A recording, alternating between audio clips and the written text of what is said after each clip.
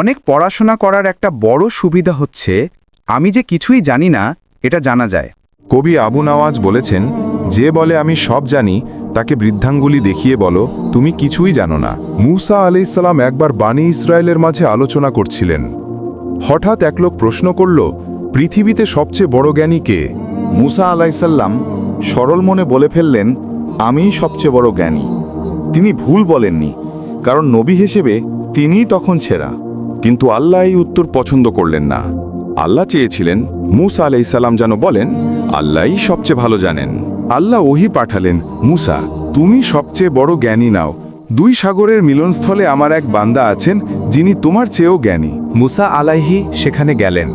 খিজির আলাইহির সাথে নৌকায় থাকা অবস্থায় দেখলেন একটা চড়ুই পাখি সাগরের পানি খাচ্ছে। খিজির বললেন, মূসা, পাখিটার ঠোঁটে সাগরের কতটুকু পানি উঠে এসেছে দেখতে পাচ্ছ? এই পাখির ঠোঁটে লেগে থাকা সামান্য পানিটুকু হলো তোমার, আমার এবং পুরো মহাবিশ্বের সমস্ত জ্ঞান। আর এই পড়ে থাকা বিশাল মহাসাগরের পানি হল স্বয়ং আল্লাহ তাআলার অসীম জ্ঞান। আল্লাহ মানুষকে অতি সামান্য জ্ঞান দিয়েই দুনিয়ায় পাঠিয়েছেন, তাই কখনোই বলা উচিত নয় যে আমি সব জানি।